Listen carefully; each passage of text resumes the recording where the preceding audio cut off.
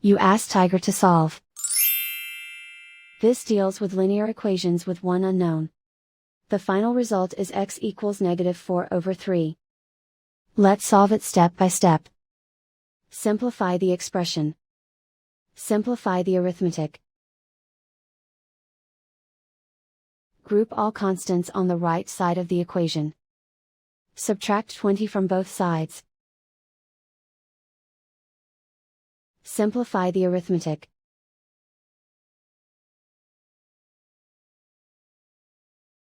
Isolate the x. Divide both sides by 15. Simplify the fraction.